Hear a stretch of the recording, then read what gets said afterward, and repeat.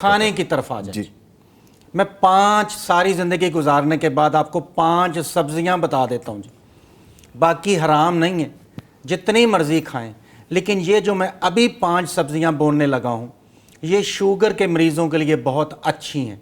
فرق کیا ہے؟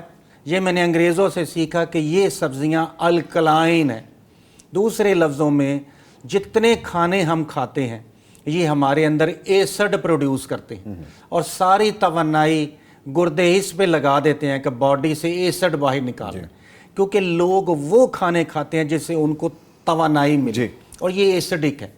پہلے نمبر پہ جی کدو، اور کدو کی فیملی میں ٹینڈے، لوکی، مارو، ایک فکرہ کافی ہے جی، اس کو کدو شریف بولتے ہیں کیونکہ یہ نبیوں کا کھانا ہے۔ جی بالکل، یہ اعصابی نظام کو بہت سٹرانگ کرتا ہے جی، نروس سسٹم جو شوگر کی وجہ سے کمزور ہو جاتا ہے جی۔ نمبر 2 شلجم، جس کو انگلش میں ٹرنپ اور پنجابی میں گونگلو بولتے ہیں تو جی، کچا بھی کھائیں تو بڑا مزے کا ہوتا یہ ایک اچھی چیز ہے جی۔ پھر شملہ مرچ جی، اچھا اس کے بعد لیڈی فنگر جس کو خالی بھنڈی بولتے ہیں، جی جی اور 5ویں نمبر پہ جی بند گوبھی۔